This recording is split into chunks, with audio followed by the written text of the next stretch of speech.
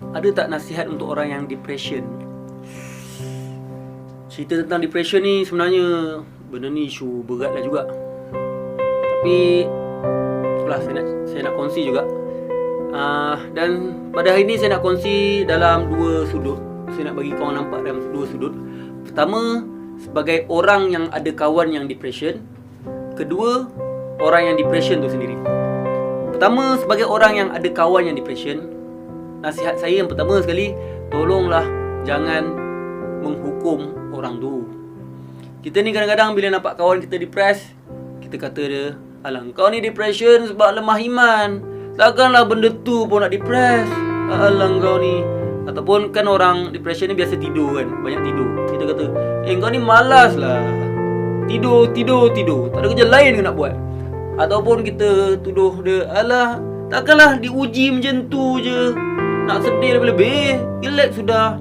Ataupun kata-kata yang lain yang menyakitkan hati. Sebenarnya saya nak bagi tahu korang lah, orang yang depression ni bukan sebab iman dia lemah sebenarnya.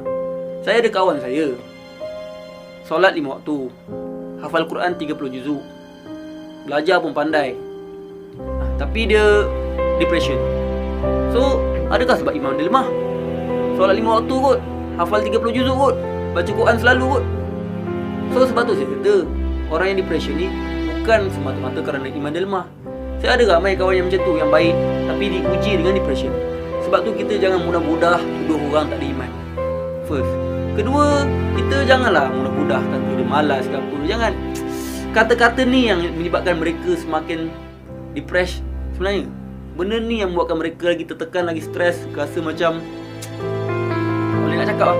Sebab tu sebagai seorang kawan, bila ada kawan yang depression, first thing first yang korang kena buat ialah cuba memahami dia, bantu dia, support dia, bagi dia kekuatan, dengar masalah dia, layan masalah dia. Jangan judge dia, jangan skeptik dengan dia, jangan hina dia. Support, jadi orang yang memahami, jadi orang yang membantu, jaga aib dia. Serius, kalau korang jadi sahabat yang macam tu, sangat-sangat membantu dia sebenarnya. Saya ada kawan saya, dia depression juga. Memang bila depression dia tu menyerang, memang dia tak contact orang lah, dia baring je kat rumah. Tapi lama kelamaan dia makin okey. Sebab apa? Faktor utama dia kata sebab ada kawan-kawan yang support dia, yang memahami dia, yang tak judge dia. Serius, mereka nak kita ni memahami mereka, dan kita pun perlu usaha memahami dia orang, walaupun kita tak akan faham sepenuhnya pun. Sebab hanya orang yang pernah kena je yang rasa. Kita yang tak pernah kena ni, kita acah-acah faham je. Tapi at least cubalah untuk memahami. Serius, banyak pahala untuk orang yang membantu orang lain ni. Banyak hadis lah, orang yang mengangkat kesulitan orang lain di dunia, Allah akan mengangkat kesulitan dia di akhirat. Orang yang menjaga aib manusia kat dunia, Allah akan pelihara aib dia kat akhirat. Sebab tu, bila ada kawan yang depression ni, jadi orang yang support, bukan orang yang pandai menghina je. Kedua, kepada orang yang depression, saya tak tahu kenapa dan apa yang menyebabkan orang depression. Sebab semua orang situasi dia berbeza. Ada kawan saya sebab kematian ayah, ada kenalan saya sebab dia daripada kecil kena liwat dengan pakcik dia, ada juga dia anak luar nikah, kena dera dengan family. Macam-macam lah punca-punca seseorang tu depression. Tapi kalau kalian, kalau korang ada depression, first nasihat saya, jumpa doktor. Jumpa doktor, dengar, sahkan yang korang betul-betul depression ke tak. Kalau betul, kalau ada apa-apa medical yang doktor bagi, cuba makan ubat ataupun dapatkan kaunseling dan sebagainya. Dan juga jangan lupa juga rawatan perubatan Islam, which is jumpa ustaz-ustaz. Sebab mungkin ada orang yang dia kena sihir, dia tak depression tapi kena sihir rupanya. Sebab ada kes dia okey, tiba-tiba murung, malas, nak belajar muntah, rupanya kena sihir. Lepas berubat okey. So cuba buat dua-dua kan. Pergi apa nama dia, pergi jumpa doktor pun, jumpa ustaz-ustaz yang pandai merawat jin dan sebagainya, jumpa juga. Tapi jangan pergi bomoh pula. Bomoh haram lah.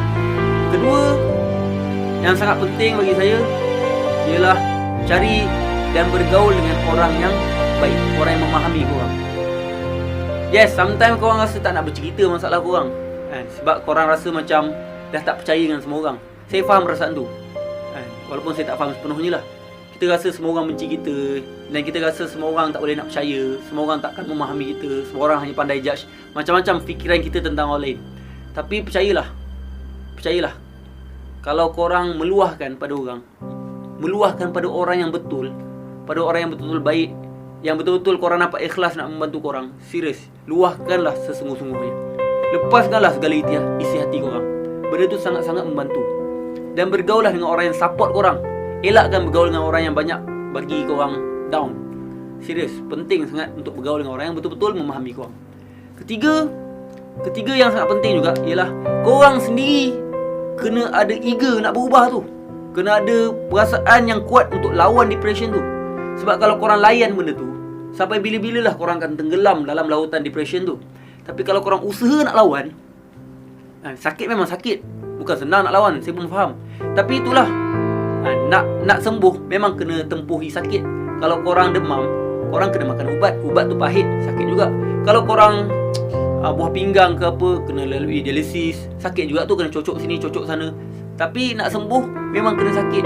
Sama juga orang yang depression ni, dia kena lawan diri dia. Perasaan nak menyendiri tu korang kena lawan, korang kena bergaul. Perasaan overthinking korang kena lawan, fikir yang baik-baik. Jumpa orang, serius, memang sakit. Nak jumpa orang ni memang susah sikit kan. Tapi lawan. InsyaAllah kalau korang lawan sungguh-sungguh, Allah akan buka jalan dan Allah akan bantu. Saya yakin korang pun tak nak duduk dalam depression ni, susah, sakit. Korang pun nak sembuh. Tapi korang kena bersungguh-sungguh untuk sembuh dan berani untuk menempuh kesakitan sebelum sembuh. Tapi insyaAllah bila dah sembuh tu, sangat bahagia.